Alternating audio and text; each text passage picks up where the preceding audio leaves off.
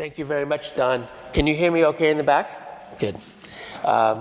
Really, Dan and I wouldn't be here if not for the antics and frolics of our parents.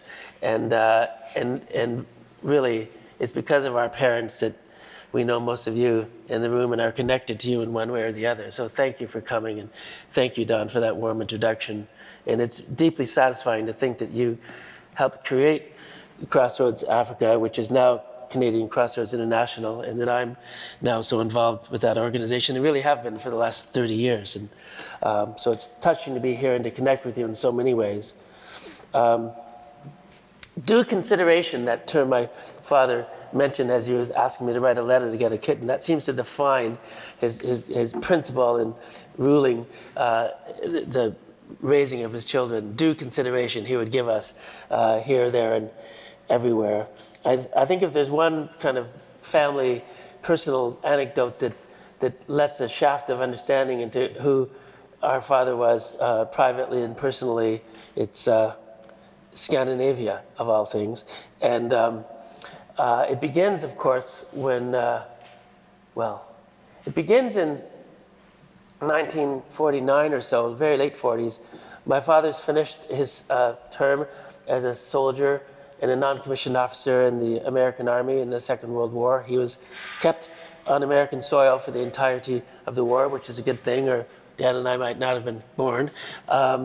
He is quite disgruntled by the end of the war, as he's good enough to die for his country, but not good enough to live in integrated conditions in the Army or post-Army life in America. And so in 1949, he decides to leave the United States for the first time and go to study for a year at the University of Oslo in Norway. I've just come back from Norway. It was quite an amazing thing to travel in the country that my father first traveled in outside the States. And his experiences there were so liberating. Primarily, he could date whom he wanted, eat where he wanted, stay where he wanted. He was free to move around, uninhibited by rules of segregation, that he decided that he'd never live in the United States again after that year in Norway. He comes back to the States and applies to the universities of Toronto and Mexico, declaring that he'll go to the first university that accepts him. He never heard back from the University of Mexico, but within a year he was doing graduate work at the University of Toronto, and except for a brief stint where he returned to teach for a year and meet my mother, he never returned to live in the United States again. And so Scandinavia and Norway had a huge influence on his decision to leave the States and to create a new life for himself in Canada. When he and my mother announced that they were going to get married, you can well imagine that there was great consternation, particularly on my mother's side, about this interracial union. And Dottie, my mother's twin sister, who's always loved her dearly and still does, and we're all very fond of Dottie and always have been.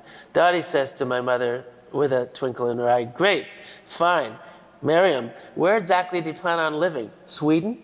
And so again, the concept of Scandinavia enters into the equation of this relationship. They don't go to Sweden, they go to Toronto, and that's where we grew up. There's another funny Scandinavian connection that always was so significant to my father. He was deeply tickled and fascinated by the idea and the irony that in the middle of the 20th century, Americans were trying to make sense of racial politics in the United States, and decided to hire a Swedish sociologist by the name of Gunnar Myrdal to explain race relations to Americans. And so Gunnar Myrdal is hired to produce this complex 2-volume meditation on race relations in the United States. It takes an outsider to explain America to Americans, or at least so the thinking was. Not a bad idea, actually. And so this is a quote that my parents just loved, and they rang through our childhood, and I use to open up my second novel, In Unknown Blood, which I won't be reading from, but I just thought you'd like to hear this quote from Gunnar Myrdal, as it really says everything you need to know about this Swedish take on American race relations. Quoting Gunnar Myrdal from An American Dilemma, 1944. "Everybody having a known trace of Negro blood in his veins, no matter how far back it was acquired, is classified as a Negro. No amount of white ancestry, except 100%, will permit entrance to the white race. Gunnar Myrdal, 1944. My parents loved that quote. The syntax of it, the kind of oddness of the language, the foreignness of the language, and its perspicacity, they were quite entertained by that quote. And it was so real. So I'm just going to take a few minutes and share with you some personal recollections of my father. A few years ago, I was given the wonderful opportunity to write and conceive and put together a bunch of materials that my father had donated to the Ontario Archives for an online exhibit about his life. So I'm just going to spend a few minutes and share a few of the photos and maybe a sound clip and a video clip having to do with my parents' lives, Dan and Donna Hill. So this is my father. He's about 17 at the time. He's sitting with his sisters are standing. This is Margaret. He's the second youngest of 4 children. So the eldest is Jean, and then Margaret, and then Doris was the youngest child, and my father was older than Doris. And so this is, circa, so my dad was born in 23, so he's about 14 or so, or 15 in this photo. It's around 37 or 39. There we go.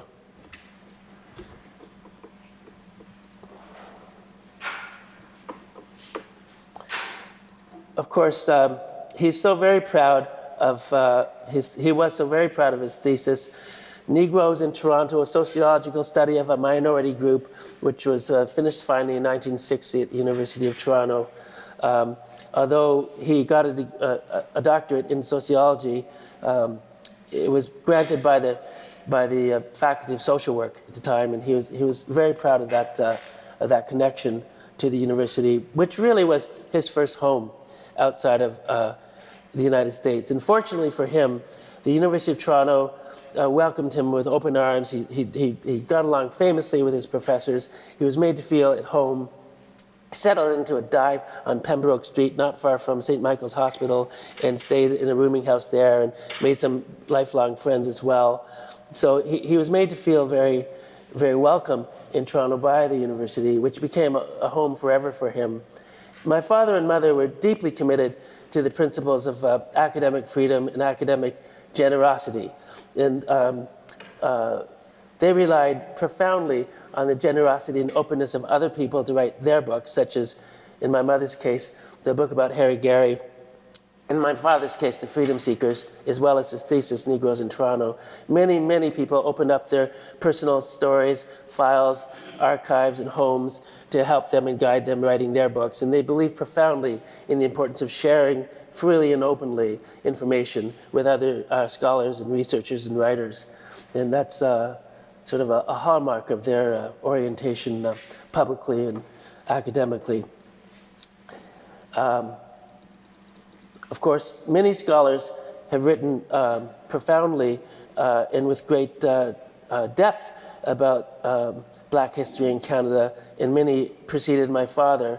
But my father's very proud to write this popular history of Blacks in Canada, which came out, it was 1980 or so, 80 or 81 approximately. The Freedom Seekers was published, and it remained in print for a good 20 years until finally, unfortunately, went bankrupt and the book went out of print. This is just a little sound clip of my father giving an interview on the radio. I was astounded to hear this. I guess it came in 1981, so I was already an adult, but it was fascinating to hear his voice. One of the reasons we founded the Ontario Black History Society is because Black children from the islands, from the United States, from Africa, feel there and have been told there is no heritage here. And they'll relate to it because they'll know that their Black ancestors who came from Africa and who came to Canada and to the United States did indeed contribute to the life of the community and to building of this country. I hadn't really heard my father's American accent when I was growing up. I never detected it. But when I was putting together this exhibit for the archives and I heard that clip, I thought, he's got an American accent. And I never really noticed it when I was growing up. But here I heard it, years later when I was helping to assemble this for the Archives of Ontario. Really, to understand Dad, you need to understand that his father, Daniel Hill II, was an officer in the First World War in the American forces and served in the trenches of France during that war. Survived, thankfully, unscathed physically or psychologically, as far as we could see. And his father was an officer, and of course, this was a matter of great prestige in black culture to be an officer in the American Army in the First World War. And so my father wanted desperately to be an officer too. When the Second World War came along, he wanted to prove himself, and so he signed. He was drafted into war, and hoped to go there. And I'll come back to that in a minute. I just want to show you a couple of photos. This is my my grandfather's mother, Margaret Phoebe Peckhill. So this would have been my father's paternal grandmother, and this is his grandfather, Daniel Hill I. Daniel Hill I was born just a step out of slavery in Maryland. He was, I think, the 10th of 10 siblings, and his father, whose name was Richard Hill, had purchased freedom for himself and his wife and 9 children in the late 1850s in Maryland. And shortly after purchasing freedom for himself and his 9 kids and wife, Daniel Hill I, my great-grandfather here, is born. And shortly after he's born, his mother dies. Her name was Damaris Crew. And so the father, Richard Hill, had no means to deal with all of these children, and so he farmed them out. And we don't have any idea what happened to the other 9 siblings, but Daniel Hill I, our great-grandfather, was raised by a white Quaker family by the name of Tyson in Harpers Ferry, a very significant town in American history. And he goes on to study at Storer College, and then Lincoln University, and then he becomes a minister, an ordained minister of the African Methodist Episcopal Church, and was posted in all sorts of places, including Baltimore. So that's a little bit of family history. This is my grandmother, my father's mother, May Edwards Hill. She was a social worker, graduated, as you see, from the University of California, and she was born in 1896, as was my grandfather. May was Catholic. She was from a very well-to-do family. Her father was a dentist, and she was, as you see, a fairly light-skinned black woman. Her husband, my grandfather, Daniel Hill I, was from a not-so-well-to-do family that was Protestant. Oh, by the way, this is my grandmother's sorority. I guess they still exist, but here she is here. May is 4th from the left in the back. This is May, my grandmother, in her university sorority. She was very proud of that. But anyway, Daniel Hill I, her husband, was dark-skinned, and he was, here he is here on the, at Lincoln University on the far 4th from the left, on the far left in the back row right there. That's my grandfather, Daniel Hill. So he's dark-skinned, and he's a Protestant, and he's poor in relation to my grandmother. So there's great fireworks of opposition on the part of my grandmother's family when they start to show an interest in each other. Finally, they have to elope in order to marry, and her family worked hard to break them up for years, actually, after they were married. Finally, they moved out west to get some peace and just be alone. And to raise a family. They did. They moved out west. This is my grandfather, much later in life, Daniel Hill I, with Haile Selassie at Howard University. My grandfather promised my grandmother that he would stay away from being a minister. That was one condition of marriage, and she was a Catholic, and his father had been a Protestant minister, African Methodist Episcopal minister. My grandfather, Dan, second, I should say, promised that he would not become a minister. Sure enough, right after the war, First World War, he becomes a minister in the African Methodist Episcopal Church. Really ticked off my grandmother, but she stayed with him, remaining a Catholic for much of the time that he was a minister in the AME Church. And Finally, he moved around and managed various congregations. My dad mostly grew up on the West Coast or near it, in Denver and in Oregon and California. That's where he spent most of his childhood.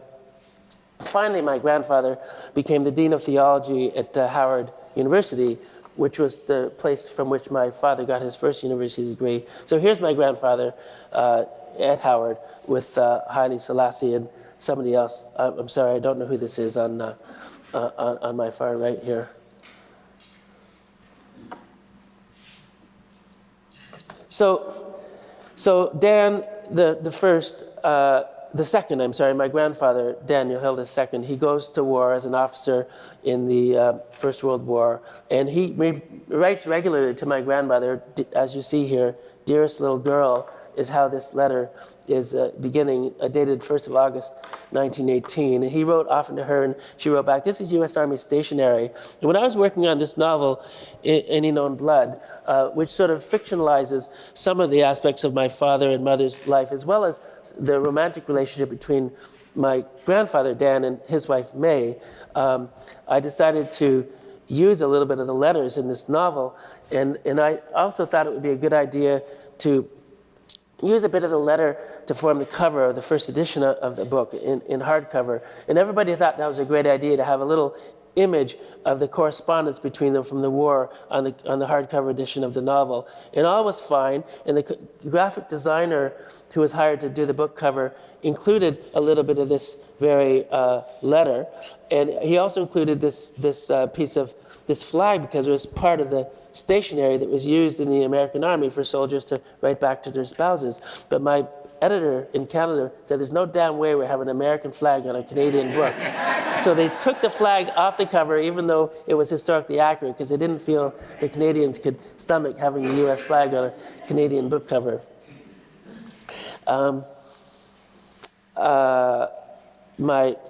This is actually a really touching letter, and so I thought I'd just, you can't really read it very well here, because it's hard to make out. So I thought I'd just read aloud to you a line from this beautiful letter that my grandfather wrote to my grandmother. "My dearest little girl, my location during the past week has been such that I've been able to visit the post office daily, only to find nothing from the States. I guess there's mail here somewhere for me, but as usual, there often happens to be a tie-up in one of the bases. Then again, a Deutsch submarine gets in a lucky shot occasionally, and thereby sends a few loving letters to the bottom to be censored by seaweeds and sharks." He was the writer.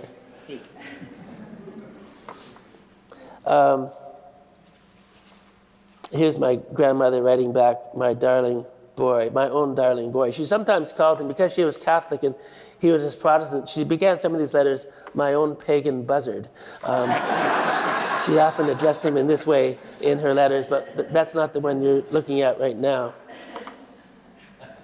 So this is my father with his sisters again. He was known as Buddy in the family. Everybody called him Buddy in the family, right up to his last days. So this is Margaret, Jean, and Doris. My father was a bit of a carouser in his young years, and here he is carousing in the middle of the picture here. That was taken in about 1941 or so, just before he gets drawn into the war.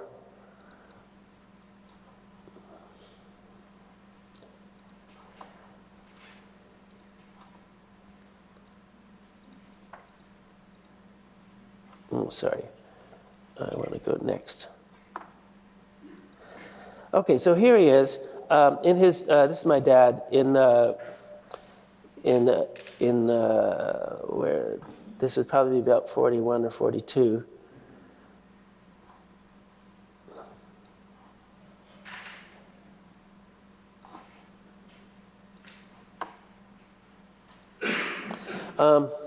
And this is a line that Dan and I both found totally riveting. He's writing to his father in 1941. I mean, he's writing as he's witnessing one of the most significant events in the Second World War. "Dear Dad, December 7th, 1941, you all know what that date is.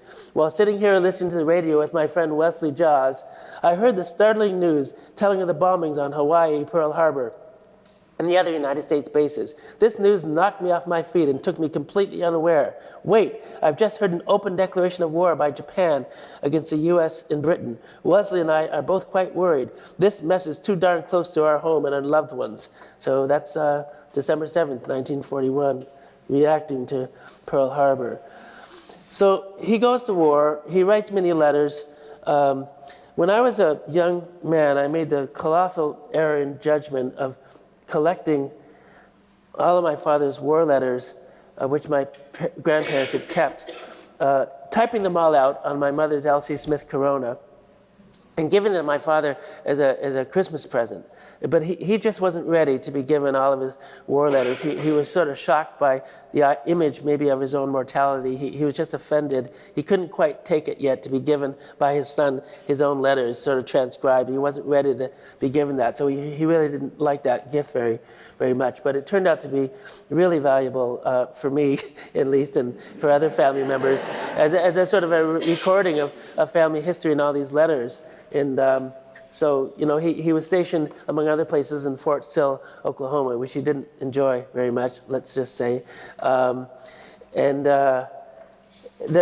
most significant thing, really, that happened to my father in the war is that he wanted so much to become an officer that he enlisted in some kind of engineering school to become an engineer so that he could become an officer in the war. This was his guiding motivation, and he flunked out of a math course, and because he failed trig, he was kicked out of the engineering course, which prevented him from ever becoming a commissioned officer in the Second World War. And he was just humiliated and devastated by this setback. It was the first big setback he'd ever had, and in a way, it was probably a good thing, because he would have made a lousy engineer, but he made a great sociologist. And so it helped him sort of reorient and find his way finally, eventually after the war.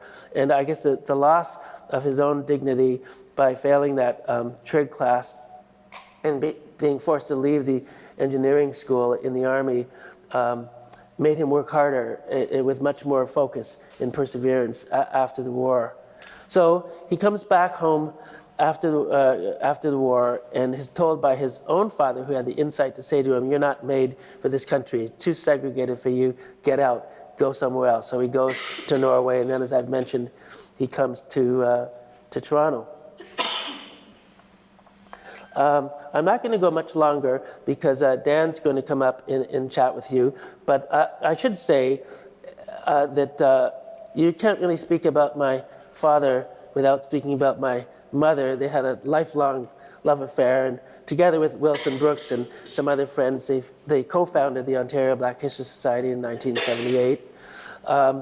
They married in a chapel at Howard University with my father's father ministering, and they married on June 8th, 1953, and the next day came to Canada and never moved back. So I thought I'd just wind up by showing you, they're very old, but I'll show you one or two home videos from 1952, Washington, D.C. They just take a second or so. So this is my mom's twin sister, Dottie. This is my father, and this is my mom, Donna. This is my cousin, Linda. Of course, Dan and I aren't born yet. This is Harry Martin, who's married to one of my father's sisters. So that's a little home video from their wedding at the chapel on the Howard University campus in 1952 in June. This is Dottie here, my mother's twin. Sometimes we couldn't tell them apart.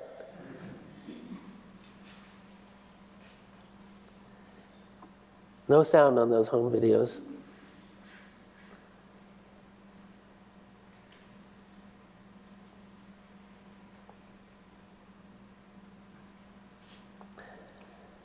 Here's one more. I'll just show you one more of those, and then we can wind up.